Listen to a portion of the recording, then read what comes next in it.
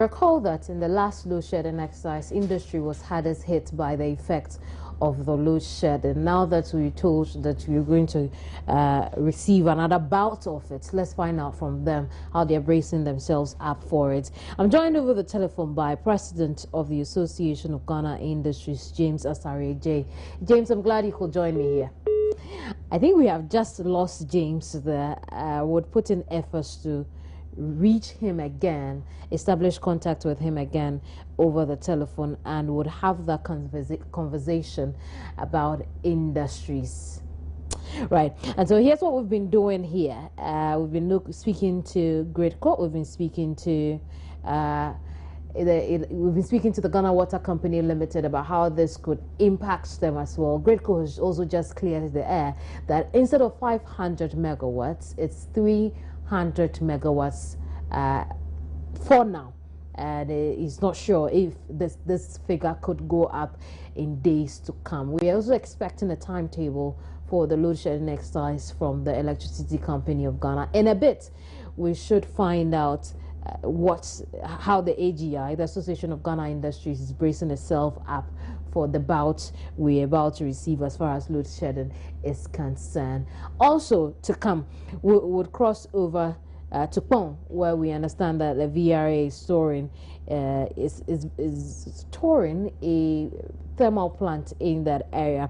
We'll bring you some live visuals from there. In the meantime, let's find out from the AGI what this means to them. I'm joined over the telephone by the president of the Association of Ghana Industries, James Asare J. James, you're welcome to the program. Hello. Hello, James. You're welcome to the program. Yeah, the line is very faint. The line is really faint. Right, it's difficult for me to hear you. Let's try again. Yes, James, can you hear me? Yeah, I think it's a little better now.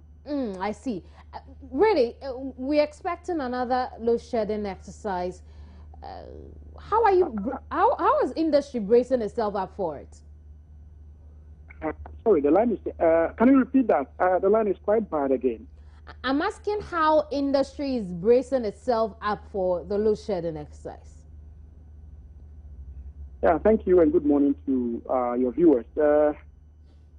Actually, it's a challenge. It's a difficult thing for industry at this point in time, and the situation hasn't gotten here. But however, what we have been asking for, particularly AGI, has been asking for is if we have no option than to go through this load shedding exercise once again. We have been calling on ECG and VRA to try and give a special dispensation to industry by isolating particularly zones where businesses, especially in manufacturing, can be located, and then is given to such manufacturing concerns to be able to operate. Let us understand that there are some operations that should be continuous. For example, if you are in the plastic industry, I mean, you can't start again. You lose a lot. You know, you have situations where on the production line, you have this plastic solidifying, and it's a huge cost in restarting. If you're a steel industry, there's a huge cost in restart operations. So we have these intermittent power outages, especially the unplanned ones. I mean, we lose a lot by way of restart operations, by way of other overhead costs. So we have been calling on UCG and VRA to do as much as possible to isolate areas where industrial setups are clearly marked, such that they are giving special dispensation to operate. But is that even possible, considering that there are some residential properties or some of these lines that feed industries? Well, if I got you clearly, I mean, you stated that would that be possible? Yes. You know, there are some areas, for example, if you talk about Tema, which is an industrial hub, it is very clear to identify areas where industries are operating. And if you take some other free zone enclaves, you have other industrial setups. So we can be assured, if we can get that assurance that there will be continuous power supply definitely going to boost our operations during this difficult.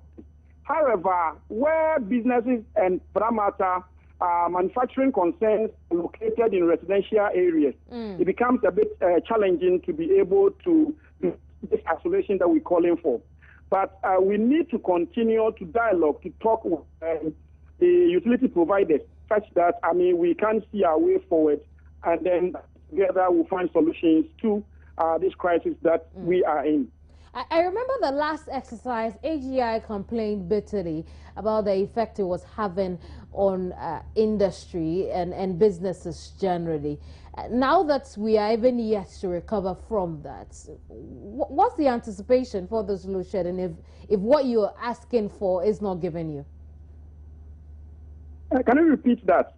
I'm asking that, keeping in mind the effects you suffered in the first load shedding exercise, which you are yet to recover from, the fact that you're facing another, or you're yet to face, or you're to face another load shedding exercise, what sort of effect could this have on industry? Well, the effects of unreliable power supply to industry, they are numerous. From the fact that you cannot really plan, you come in the morning, you start operations, and somewhere along the line, power would go off, especially when you are not notified. To the issue related to staff who are there not working, because not that they don't want to work, but because they don't have power to work, and you have to pay them. There are cases where you've taken order, and of course you sign contract, and you are not able to deliver because you don't have continuous supply of. I can go ahead enumerating the challenges that we face as industry when we really not getting the needed, what is referred to as clean power, to operate with. However, we just have to make sure that other contingencies are put in place to keep on running our businesses. That is why you have some businesses or manufacturing concerns really getting generators, to be able to operate where they're not getting the main supply of power. But these also come with costs, which really buying fuel and so on and so forth. And you see, let's James, say that, yes, it is a challenging situation, but then industry would have to brace itself for it. James, and that's why I was referring to the previous effects of, or the previous load shedding and the effect it had on industry and businesses generally in this country. You're yet to recover from that. The load shedding, the previous load shedding ended not long ago. We still have a very challenging economy, and you're now being told that you should brace up for another bout of load shedding. It means that a lot more could go wrong than before. And so in planning contingencies, what is it that industry has put in place to protect itself? You are right that really not recovered from the previous load shedding exercise that we went through. At this point in time, it is very difficult for us to know what to do as industry to be able to survive, especially when costs related to doing business in the country keeps on rising. The only thing we can say that as a country we need to plan, beyond the short-term approach of doing things, that we should look at the medium to long-term solution to this particular problem of energy supply, such that we will not always come in a cyclical form, always being faced or hit with this energy crisis. There are plans or maybe activities that have been outlined, but the challenge has been their implementation. Can they be implemented so that once we get out of this phase, we will not be looking at situations where the following year then we find ourselves in the same position?